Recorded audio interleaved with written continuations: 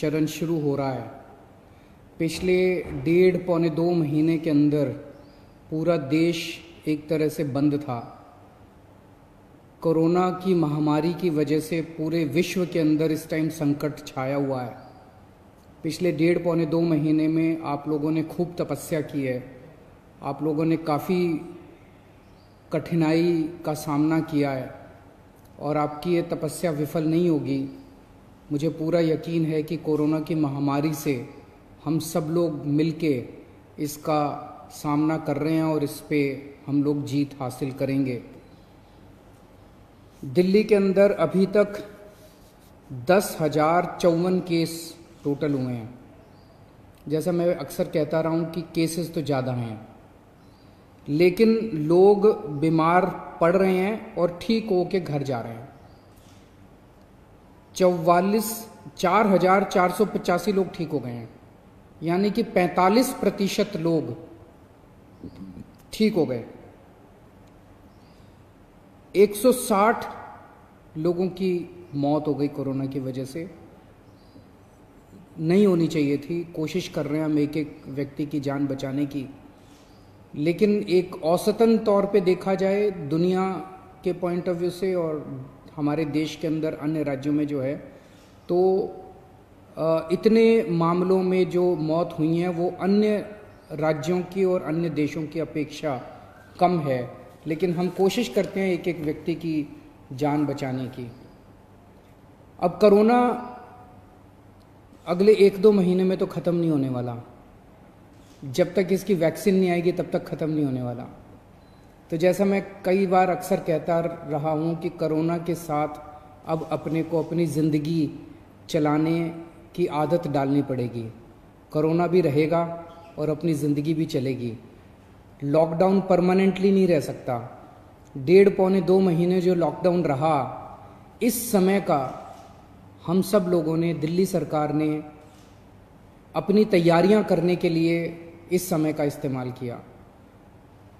जब कोरोना आया था भारत में, हमारी बिल्कुल तैयारियां नहीं थी। हमारे पास टेस्टिंग किट नहीं थे, हमारे पास अस्पताल नहीं में इसका इंतज़ाम नहीं था। हमें पता नहीं था कोरोना में क्या क्या तैयारियां करनी है।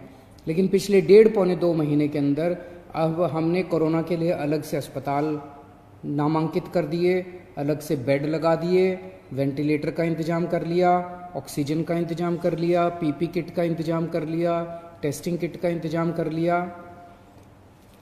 अब हमें अपनी अर्थव्यवस्था को धीरे धीरे खोलने की दिशा में बढ़ना है। एकदम से भी नहीं खोल सकते। अब धीरे धीरे हमें खोलने की दिशा में बढ़ना है। कल केंद्र सरकार ने इस बारे में कुछ गाइडलाइंस जारी की हैं। उन गाइडलाइंस को ध्यान में रखते हुए दिल्ली सरकार ने कई सारी चीज़ों को खोलने का, लॉकडाउन में ढील देने का निर्णय किया है। पहली चीज़ कि लॉकडाउन 31 मई तक जारी रहेगा, ऐसा केंद्र सरकार का आदेश है। लेकिन इस लॉकडाउन में कई सारी ढील दी जाएंगी। पहले मैं आपको ये बता दूं कि क्या क्या अलाउ नहीं होगा दिल्ली के अंदर। मेट्रो नहीं चलेगी। सारे school, college, coaching institute, training institute सब बंद रहेंगे। सारे होटल बंद रहेंगे। सारे cinema hall, shopping mall, gymnasium, swimming pool, entertainment park, theatre, bar, auditoriums, assembly halls, ये सब बंद रहेंगे। Social, political, sports, entertainment, academic, cultural, religious या किसी भी तरह की बड़ी गैदरिंग्स ये नहीं हो पाएंगी, ये अलाउड नहीं होंगी। कोई भी धार्मिक स्थान या रिलीजियस प्लेस या प्लेसेस ऑफ वर्शिप बंद रहेंगे। कोई भी रिलीजियस गैदरिंग अलाउड नहीं होगी। बार्बर, स्पा और सैलून ये अभी फिलहाल बंद रहेंगे। शाम को 7 बजे से सुबह 7 बजे तक घर से निकलना अलाउड नहीं होगा, केवल एसेंशियल सर्विसेज के लिए अलाउड होगा। 65 साल से ऊपर की उम्र के लोग, 10 साल से छोटे बच्चे, प्रेग्नेंट महिलाएं और जिन लोगों को दूसरी बीमारियां हैं जैसे डायबिटीज़, दिल की बीमारी, ऐसे लोग का घर से निकलना वर्जित होगा, क्योंकि इन लोगों के लिए कोरोना जानलेवा साबित होता है। रेस्टोरेंट्स को खुलना अलाउ होगा, लेकिन वहां बैठ के खाना अलाउड नहीं होगा, केवल रेस्टोरेंट्स में होम डिलीवरी अलाउ होगी। स्पोर्ट्स कॉम्प्लेक्स और स्टेडियम ये खोल दिए जाएंगे, लेकिन यहां किसी भी मैच के दौरान दर्शक अलाउड नहीं होंगे।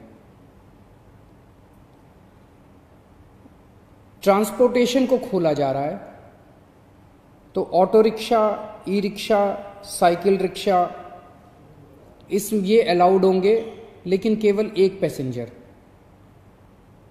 टैक्सी, कैब्स ये अलाउड होंगे, लेकिन केवल 2 पैसेंजर्स। ग्रामीण सेवा, फटफट सेवा, इको फ्रेंडली सेवा ये अलाउड होंगे, लेकिन केवल 2 पैसेंजर्स। मैक्सी कैब में केवल 5 पैसेंजर्स और आरटीवी में 11 पैसेंजर्स।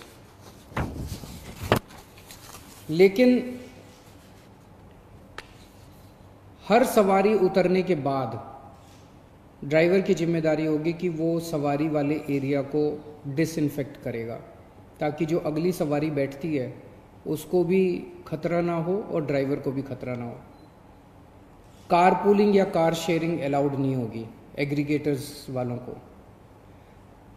दिल्ली में बसें चलना चालू हो जाएगा, एक बस में 20 से ज़्यादा पैसेंजर्स अलाउड नहीं होंगे।